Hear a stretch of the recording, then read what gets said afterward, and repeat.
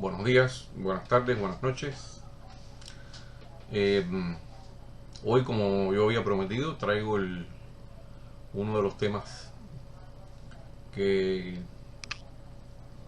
que les ofrecí, y hoy le toca a uno de los, dentro de los proyectos, este tema de los proyectos castristas, ¿no? Voy a traer el más, posiblemente el más importante, el más sonado, no solo sonado por todo lo que implicó, sino,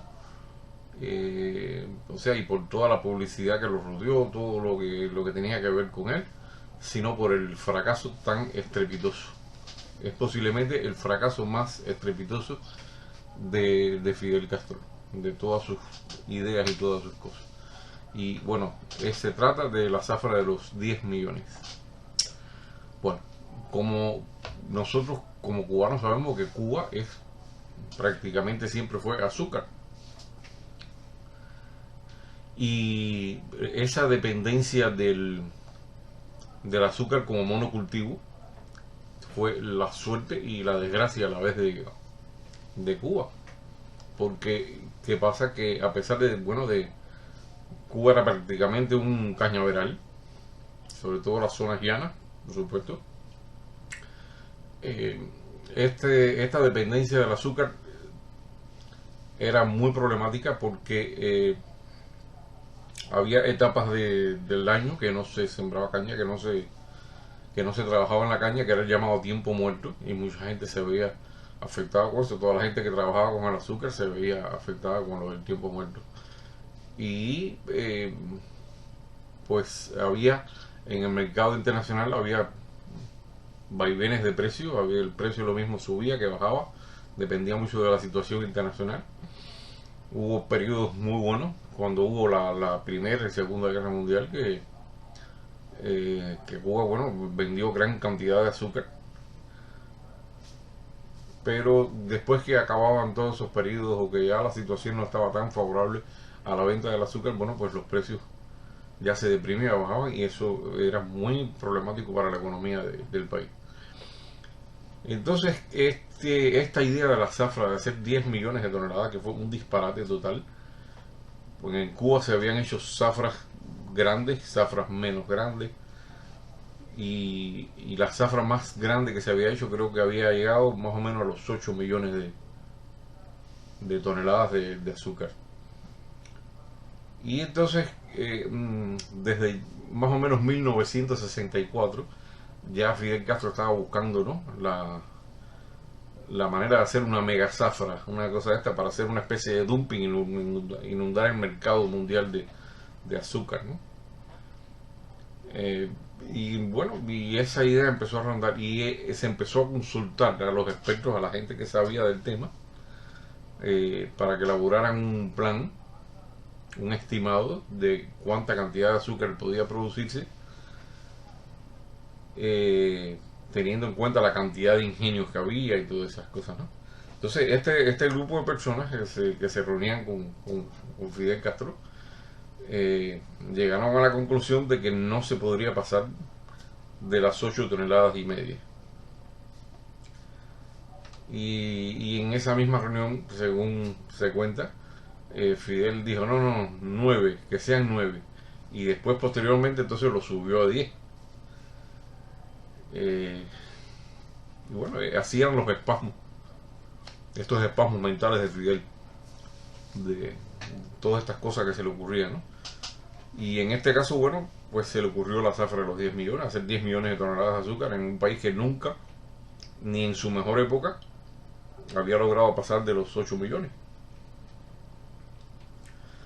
Y entonces, bueno, es Fidel Castro, una gente con toda su megalomanía, con toda su manera de ser, su forma de ser caprichosa, autoritaria, que no admitía el no. Y entonces, bueno, ¿quién le iba a decir que no? Y entonces, bueno, se quedó aquello de los 10 millones. Y hubo gente que sabía que no se iban a lograr los 10 millones y prefirieron callárselo. Y hubo gente que ya cuando estaba más avanzado el asunto de los 10 millones, ¿no?, cuando ya estaba la zafra de los 10 millones, que fue en el 70 ya, Hubo gente que dudó y hubo gente que perdió hasta su carnet del partido y todo eso por atreverse a dudar de la, de la factibilidad de 10 millones de toneladas de azúcar. Y pues para esta zafra que ocurrió, que una zafra de unas dimensiones como esa, pues para eso había que alistar al máximo los ingenios, tener todos los ingenios funcionando perfectamente, tener todas las piezas, que el clima fuera favorable también, que no hubiera problema. Y toda una serie de cosas, que hubiera transporte para llevar a la gente y sobre todo que hubiera trabajadores para cortar la caña y para hacer todo el proceso de la caña hasta convertirla en azúcar. El primero de los problemas, ¿cuál es? Que no era suficiente la caña para producir 10 millones. Tampoco eran suficientes los ingenios para producir esos 10 millones en su conjunto, los ingenios. Y no se contaba tampoco con el factor del clima. Y todo fue un problema. Porque para lograr esa zafra gigantesca, hubo que echar mano a las Fuerzas Armadas, a gente que nunca en su vida había agarrado una mocha, ni había cortado una caña, ni nada, nada más que había tomado guarapo. Gente de las escuelas, personas que eran técnicos, ingenieros, gente que estaban en otras cosas de la industria, también en otros aspectos de la industria que eran importantes. Y toda esa gente se desvió para el corte de caña, al albergar a esa gente. Y qué pasa, que entonces otros sectores de la economía se resintieron. Y eso fue una de las cosas que la economía cubana no se llegó a recuperar nunca. Súmemele a todo esto que el costo de transportación, de alimentación y de todo el costo que implicaba esa cantidad de personas, llevarlos hasta ahí, hacerlo, posiblemente superara el gasto, ¿no? El gasto superara el beneficio que se iba a obtener de esa caña, y bueno, pues él siguió adelante con ese capricho que lo caracterizaba, no quiso ir a quien quizá en algún arranque de sinceridad o de ¿cómo se llama esto? O de sinceridad revolucionaria, le dijo que no, que pensaba que no. No, para él eso era una meta y había que cumplir la meta. Y bueno, pues llega los primeros meses, llega enero, febrero, y empiezan a caer lluvias bastante fuertes. Y entonces, bueno, eso trajo ciertas demoras también en el corte de la caña y toda esa cuestión. Y por supuesto, problemas en los ingenios, piezas que se rompieron, motores que no funcionaron, cosas así. Y bueno, pues como estaba sabido, llegó el momento en que ya era evidente que no se iba a lograr 10 millones de toneladas. Pero que aquello de los 10 millones de toneladas era una meta, era una cosa que había que cumplirla sí o sí. Pero en torno a la zafra de los 10 millones, aquello era toda aquella propaganda era en música, en documentales, de todo. Había una cosa que decía azúcar para crecer, que aparecía donde quiera. El lema aquel de los 10 millones van, aparecía donde quiera. Otro que decía los 10 millones van y de que van. Y precisamente de ahí surge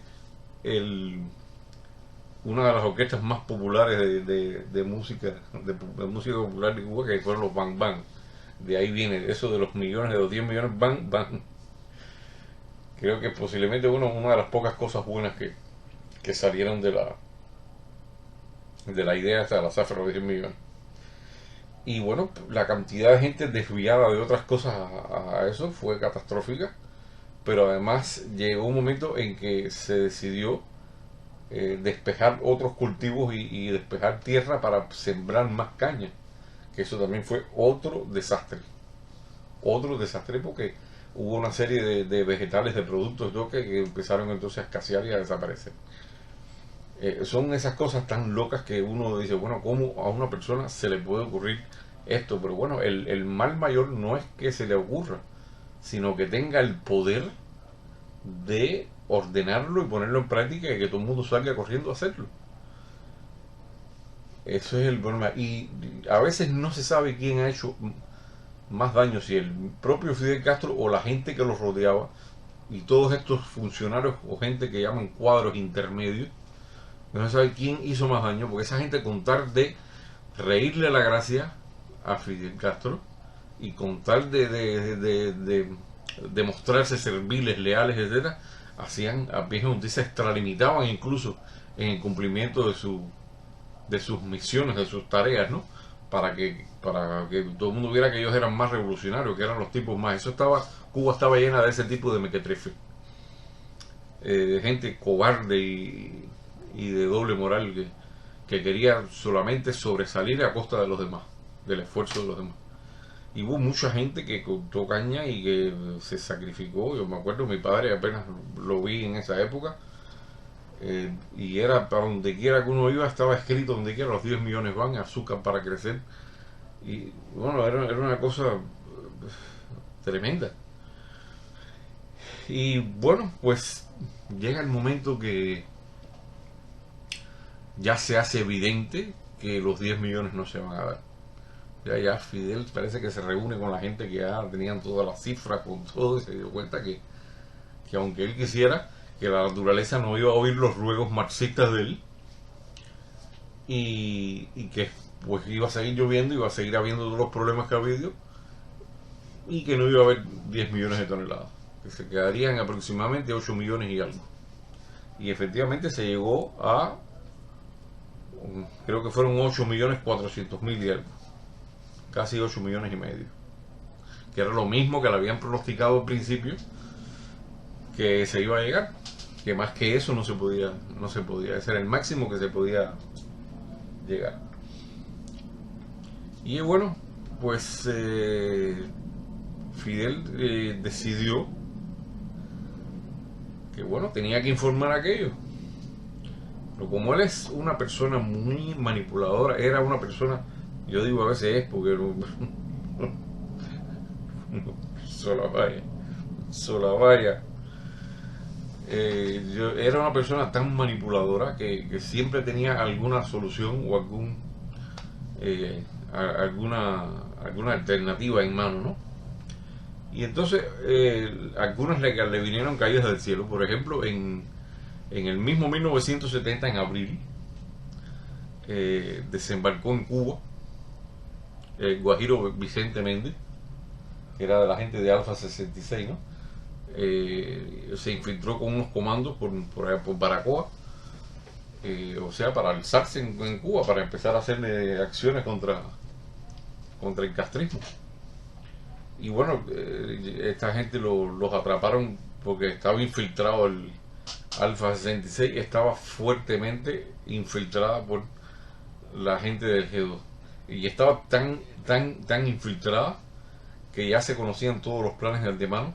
Venía gente incluso en el grupo este de los comandos. Había gente en las oficinas de Alfa 66, en la organización. Estaba copado, estaba fuertemente infiltrado. Y entonces ya se sabía por dónde iban a entrar, por dónde iban a venir, se sabía, bueno, Vicente Méndez y el grupo de él duraron alrededor de una semana, creo, 9 días, creo. Era un hombre que fue oficial del ejército rebelde, y bueno, pronto se dio cuenta de lo que estaba pasando, de lo que estaba viniendo, de las verdaderas intenciones que tenía Fidel Castro. Y este hombre, que era un guajiro muy honrado, muy patriota, y él pues decidió alzarse en el Escambray. Después que él estuvo alzado en el Escambray, sobrevivió a la primera limpia del Escambray, logró irse, y entonces allá con los grupos estos del exilio y eso, él buscó la manera esta de regresar a Cuba, que esa es de la gente que ya no hay en Cuba ya, que regresó a Cuba con un fusil en la mano a pelear. Y bueno, esta gente lo sorprendieron todos estos días que duraron, y lo mataron. Al resto que quedaron, que sobrevivieron, los fusilaron. Y creo que sobrevivió uno solo, porque incluso otros que habían dejado prisioneros también, que los habían que los llevaron a Boniato, los metieron presos en Boniato, se dice que trataron de escaparse y los ametrallaron por la espalda. Y bueno, quedó un solo sobreviviente. Pero bueno, ¿por qué hablo yo de esto que parece que no tiene que ver? Porque efectivamente se colocó este tema de la infiltración de esta gente, como le decían, piratas, bandidos, etcétera. Se colocó para desviar un poco la atención de lo que ya venía. Él lo calculó todo perfectamente. Él utilizó ese tema para ya como tenía Alfa 66 infiltrada y a los grupos del exilio en Miami los tenía infiltrados, él sabía lo que iba a pasar.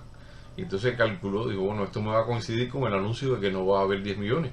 Y entonces esto me va a servir como cortina de humo un poco para, pues, que las cosas queden más favorables, ¿no? Y no solo hubo ese incidente, hubo otro incidente que fue muy sonado en Cuba. Yo era un niño, me acuerdo, y los que tengan la memoria, bueno, se acordarán del caso aquel de los 11 pescadores famosos de la cooperativa aquella de Caibarín, que estaban pescando en agua de las Bahamas. Y bueno, pues los agarró la gente, un comando de Alfa 66 que pretendía intercambiarlos a ellos por esa misma gente de Vicente Méndez que había entrado en Cuba en abril. Y esto ocurrió en mayo. Querían canjearlo, ¿no? O sea, que el gobierno de Cuba devolviera a Vicente Méndez y a su grupo a cambio de los 11 pescadores. Y entonces ellos sí volaron los dos barcos y se llevaron a estos pescadores a un islote primero. Los tuvieron ahí y después los llevaron a la isla de Andros, que es de las Bahamas también. Las Bahamas, ustedes como saben, está administrada por el gobierno británico, los ingleses. Y entonces, bueno, Fidel Castro formó todas las cosas esas que él forma, como cuando lo de Lian, cuando lo de Granada, bueno, todas esas cosas, esas cortinas de humo que él hace para desviar la atención cuando quiere enardecer a las masas, ¿no? Y cuando quiere que juegue todo a su favor de nuevo. Él convierte todos los reveses, los convierte en victorias, sí, como dice la canción que les voy a poner al final. Y entonces se hizo un ruido tremendo con esto de los pescadores. Era todo el día se hablaba de los pescadores. Y era como una película de suspenso. Bueno, llegó la cosa al extremo de que Fidel Castro envió barcos de guerra y aviones a sobrevolar el territorio de las Bahamas.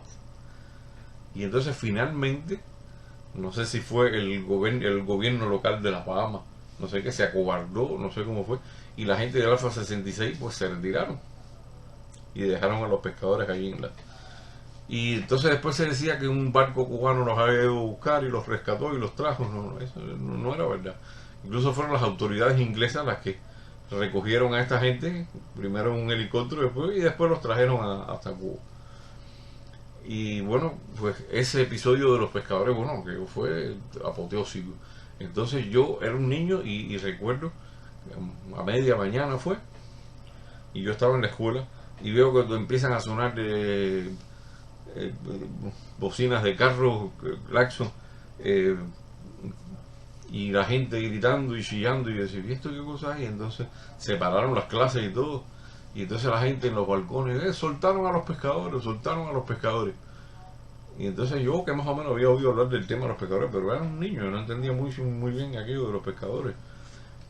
Pero bueno, aquello era apoteósico. Y entonces soltaron a los pescadores y ya llegan y no sé qué. Y entonces era un suspenso con el tema de los pescadores, que la gente ya llegó a olvidarse un poco del lío de la zafra, porque ya había muchas bolas en la calle de que era probable que no se llegara a los 10 millones. Porque se habían filtrado informaciones por aquí y por allá. Y entonces Fidel preparó su bomba de humo doble. Incluso se dice, hay fuentes que dicen que una de las personas infiltradas por Fidel en Alfa 66 fue los que planificó el secuestro de los pescadores estos, para entonces formar toda esta algarabía y todo este tipo de cosas. No sé hasta qué punto es verídico, pero hay ya varias fuentes que afirman que sí, que eso fue así, que fue un hombre del G2 el que planificó en realidad dentro de Alfa 66 la operación esta para secuestrar a los 11 pescadores. Y bueno, pues en medio de todo aquello, Fidel salió, dio el discurso aquel para el anuncio, entonces puso toda su cara de circunstancia, se hizo el abochornado, y entonces todos aquellos tracatanes que tenía, Genio Leiva, todo eso, el otro, y todo el mundo, y Llanusa, toda esa gente, todo el mundo entonces tracataneándole, no, comandante, no, que eso también tiene culpa el Minaj, y tiene culpa el otro, y el no sé qué más cuánto, y gente que estaba delante también, ay, y gente que lloraba y todo eso porque no se había llegado a los 10 millones, imagínense ustedes, qué momento de la historia ese que se vivió. Bueno, y al final él anunció la bomba, así como yo les voy a poner un fragmento. Anunció la bomba, dice, y habría que ser no sé qué, pero hay que ser sincero y hay que decir, no vamos a llegar a los 10 millones. Entonces, bueno, ya ahí lo anunció, quedó él bien al final. Él hizo como un amago de responsabilizarse, pero no lo dejaron, ¿no? Y le dice, no, comandante, no. Bueno, pues en eso quedó la zafra de los 10 millones, en un proyecto que arruinó muchas otras cosas de la industria, de la agricultura, de la tierra. Hubo tierras que se dedicaron a caña, y bueno, hubo daños que fueron irreparables, y esa fue la locura de la zafra de los 10 millones, que se quedó en 8 millones y medio más o menos al final. Pero si ustedes quieren que le diga con toda claridad la situación, es sencillamente que no haremos los 10 millones. Sencillamente. No voy a andar con rodeos para decirlo. Creo que para mí, igual que para cualquier otro cubano, y un grado muy alto, significa realmente algo muy duro.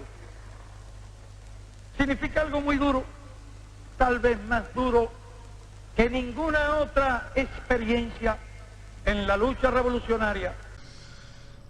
Y bueno, como ese fue uno de los proyectos, pero fue el más sonado, porque fue el fracaso más sonado, y fue el proyecto que bueno, imagínense la cantidad de gente que involucró, y de gente que no había en su vida, no sabía ni cómo se cortaba una caña.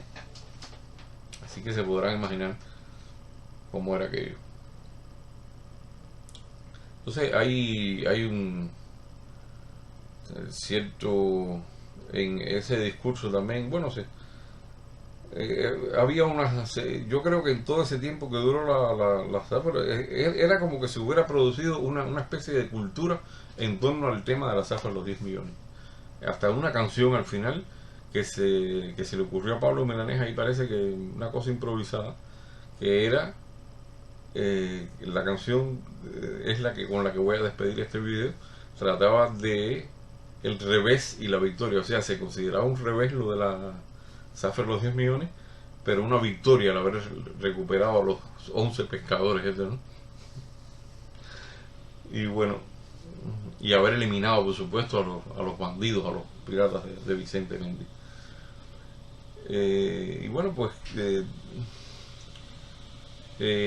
se puede también algunos podemos consultar de cifras, podemos consultar de todo, pero lo más importante es que se arruinó una gran parte de todo el sistema agrícola e industrial. Y no solo eso, porque Fidel Castro no contento con ese fracaso, a partir de ahí la industria azucarera en Cuba fue decreciendo y fue perdiendo fuelle y perdiendo vitalidad, hasta que ya estaba en un estado tan lamentable que entonces en el 2002 él no tuvo mejor idea que mandar a clausurar alrededor de 100 centrales. Imagínense ustedes 100 ingenios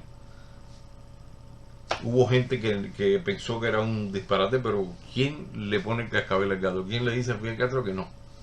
Cuando quiso quemar caña, hubo quien le dijo que no quemara la caña, le aconsejó que no quemara la caña. Entre ellos alguien que yo conozco. Le dijo, comandante, no queme la caña, que era una persona que sabía de caña. Y él quiso quemar la caña. Y Cuba es una isla, Cuba no es Australia. Y se quemó la caña, aquello fue un desastre. Yo no sé, los que se acuerdan de aquella quema de la caña, cuando el viento cambiaba, aquello era un espanto. Bueno, y cosas así. Decidió en el 2002 que, bueno, pues cerrar toda esa cantidad de centrales. Y como el mercado es como es, y la vida es como es, pues en el año 2006 los precios del azúcar se dispararon como hacía mucho tiempo que no se disparaban. Se puso carísimo el precio del azúcar. Y a esa hora entonces querían hacer azúcar, pero ya era demasiado tarde, ya no se podía, ya porque habían destruido todo aquello. Y entonces, bueno, en el 2008, 2 años después de eso, ya Fidel, bueno, como todos saben, entregó el cargo, el poder. Y ya Raúl, me imagino que si habrá tratado de hacer algo, ya era demasiado tarde, no podría remediar la situación. Y por eso es que Cuba ha tenido que estar importando azúcar de Brasil, de Colombia, de Dominicana y hasta de Francia. Que es una vergüenza. Una vergüenza. Un país que era el azucarero del mundo, a importar azúcar de Francia. Bueno, pues ese es uno de los resultados de las locuras, en este caso de la zafra de los 10 millones. Así que bueno, como siempre, si tienen preguntas, comentarios, bienvenidos. Y bueno, estoy preparando un tema que es interesante también, que es posiblemente el único proyecto bonito, yo pienso que bueno que haya tenido Fidel Castro, que dio su resultado también, pero que como todo lo que se hace en Cuba tiene altas y bajas, o sencillamente tiene un declive hasta que ya deja de funcionar. Voy a hablar de Copelia, cómo surgió Copelia, etcétera. Y bueno, hay otras cosas también. Vamos a hablar próximamente del intento de secar la ciénaga de Zapata para hacer el arrozal más grande para que surtiera a toda Cuba de arroz y diera para exportar. Bueno, otros varios proyectos que tengo aquí bajo el tapete para sometérselos a ustedes a su consideración. Así que bueno, nos vemos prontito. Hasta otra.